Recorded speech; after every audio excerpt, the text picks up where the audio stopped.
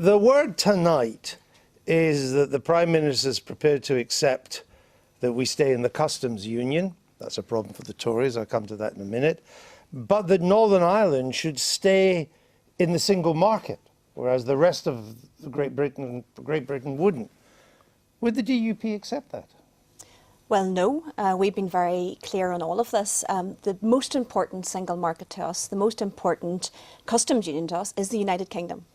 We trade, the vast majority of our trade is within the United Kingdom. A lot more than North-South. A lot more. In fact, Republic. our trade with the rest of the United Kingdom is greater than our trade with the Republic of Ireland, with the European Union and the rest of the world all put together. So that's how important this single market, the single market of the Union, is to us.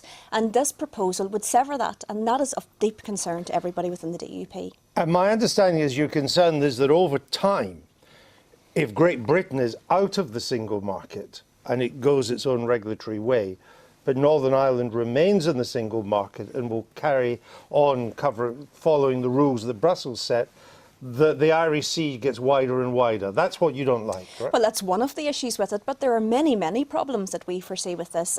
Of course, if the rest of the United Kingdom has the ability to diverge in terms of regulation, that inevitably will happen over the next number of years. But the critical one, regardless of what we have heard and how it's sugar-coated in terms of the discussions here, from the European Union side, they've been very frank that if this is the case, Northern Ireland cannot participate in any new trade deals that the rest of the United Kingdom would actually try to strike.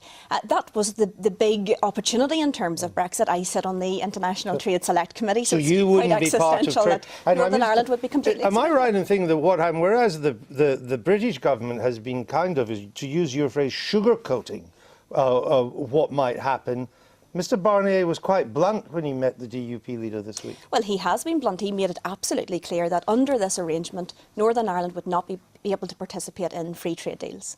To us, this is not the best of both worlds. In fact, we think it's the worst of both worlds. So it's a deal breaker for you? It is a deal breaker because of the fact that Northern Ireland trade relies so heavily on the UK single market. Okay. This is a deep fracture, not just for the Union. It's got significant constitutional implications on all of that, but from an economic and business point of view, this simply doesn't make any sense. And there's huge risks and huge dangers for Northern Ireland.